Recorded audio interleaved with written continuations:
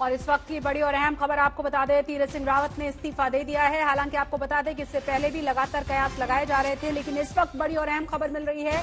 उत्तराखंड के सीएम पद से तीरथ सिंह रावत ने अपना इस्तीफा दे दिया है। उत्तराखंड के सीएम पद से इस्तीफा दिया है तीरथ सिंह रावत ने। आज शाम से ही लगातार सुगबुगाहट तेज थी। अपनी रेजिग्नेशन का ऑफर किया गया था उनकी तरफ से। फिलहाल जानकारी यह है कि उत्तराखंड के सीएम पद से तीरथ सिंह रावत ने इस्तीफा सौंप दिया है। मुख्यमंत्री बनने के बाद 6 महीने के भीतर इलेक्शन कराना जरूरी था। विधानसभा का सदस्य बनना उनके लिए जरूरी था, लेकिन क्योंकि 1 साल से कम समय है विधानसभा इलेक्शंस में, तो ऐसे में ये इलेक्शन कराया जाना भी मुमकिन नहीं था।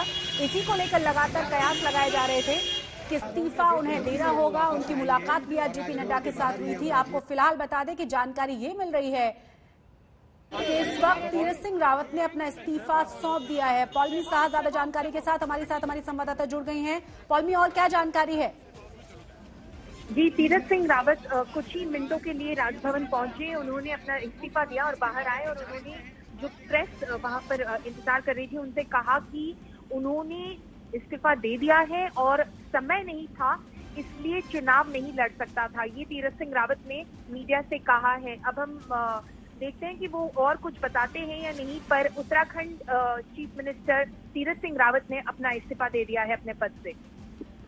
साथ ही साथ हमने देखा पॉलमी के कुछ और भी उनसे सवाल पूछे गए थे, लेकिन उन्होंने सिर्फ अपने कामों के बारे में बताया। इससे पहले भी उम्मीद ये की जा रही थी कि शायद कुछ और सवालों के जवाब वो दें।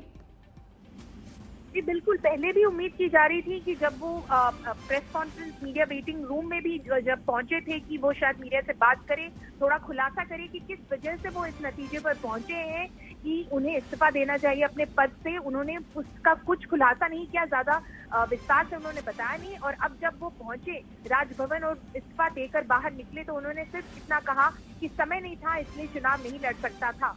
इसी के साथ तीरथ रावत ने अपना इस्तीफा दे दिया है। कल विधायक दल की बैठक होगी भाजपा की 3 बजे। सारे विधायकों से कहा गया है कि वो 11 बजे तक देहरादून पहुंचे। 3 बजे विधायक दल की बैठक होगी। दिल्ली से नरेंद्र सिंह तोमर रवाना होंगे और वो वहां पर ऑब्जर्वर के तौर पे उस मीटिंग में मौजूद रहेंगे जब भाजपा विधायक दल अपना नया नेता चुनेगी। बिल्कुल, आप बनी रहे हमारे साथ। तो इस वक्त की बड़ी और अहम खबर हम आपको बता रहे हैं, तीरथ सिंह रावत ने अपना इस्तीफा सौंप दिया है। सिर्फ उन्होंने ये कहा है कि समय कम था, इसीलिए मुश्किल था इलेक्शन लड़ना। और इस वक्त हमारे साथ देहरादून से हमारे संवाददाता दिलीप सिंह राठौर जुड़ गए हैं। दिलीप, लगातार कहा यही जा रहा था कि 1 साल से कम समय है विधानसभा इलेक्शन में, और दूसरी तरफ 6 महीने के भीतर भीतर जरूरी है कि वो इलेक्शन लड़े। तो इस बीच कहा यही जा रहा था कि ये तय है कि वो इस्तीफा देंगे। कोविड पॉजिटिव था, तो कोविड पॉजिटिव होने के कारण और समय नहीं था, लेकिन मैं कहता हूँ फिर आपको कि मुझे आज यहाँ तक जो मेरे पूर्व नेतृत्व ने पूछा है, मैं पुनः उनका हृदय से आभार प्रकट करना चाहता हूँ। माननीय प्रधानमंत्री जी का, माननीय राष्ट्रपति। भाजपा ने उत्तराखंड को एक्सपेरिमेंट का अड्डा बना रखा है सर क्या?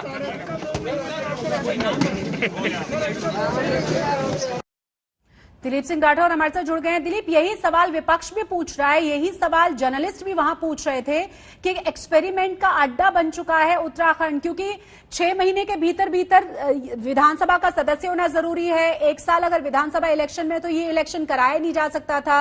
कुल मिलाकर ये सुगबुगाहट बहुत लंबे समय से थी कि इस्तीफा देना पड़ सकता है तीरथ सिंह रावत को।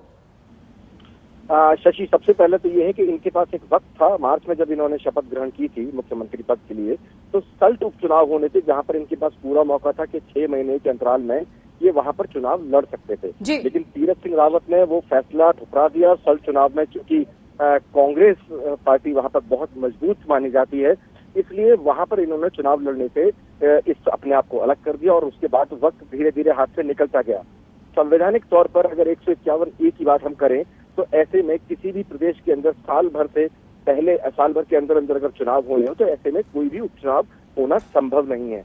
इसके अलावा बहुत सारी चीजें ऐसी थी जो तीरथ सिंह रावत का पीछा छोड़ने को तैयार नहीं थी, क्योंकि मार्च में जैसे ही इन्होंने शपथ समय नहीं था, लेकिन मैं कहता हूँ फिर आपको कि मुझे आज यहाँ तक जो मेरे केंद्रीय नेतृत्व ने पहुँचा है, मैं पुनः उनका हृदय से आभार प्रकट करना चाहता हूँ, माननीय प्रधानमंत्री जी का, माननीय राष्ट्रपति। भाजपा ने उत्तराखंड को एक्सपेरिमेंट का अड्डा बना रखा है सर क्या?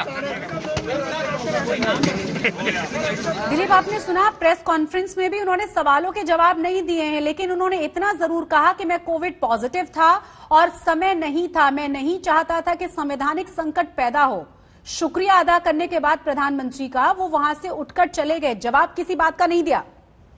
देखिए, हम यही मौजूद है जहां पर उन्होंने मीडिया से बात की। उन्होंने साफ तौर पर इस बात के लिए अमित शाह और नरेंद्र मोदी का आभार जरूर जताया है, लेकिन कहीं ना कहीं विवादों से उनका जो नाता था वो वजह बहुत ज्यादा रही, जिसकी वजह से एक माइनस वाला ग्राफ चलता चला गया। इसके अलावा जब प्रेस कॉन्फ्रेंस उन्होंने की थी, इससे पहले जब सचिवालय में स्थित मीडिया सेंटर में जब उन्होंने प्रेस कॉन्फ्रेंस की थी, तब उन्होंने मीडिया के सवालों का जवाब नहीं दिया, लेकिन साफ एक संकेत जरूर दे दिया था कि कुछ मेरी योजनाएं थी जिनको मैं पूर्ण नहीं कर पाया, ना ही मैं कर पाऊंगा। तो ये संकेत था कि इस्तीफा हर हालात में आज ही होना है।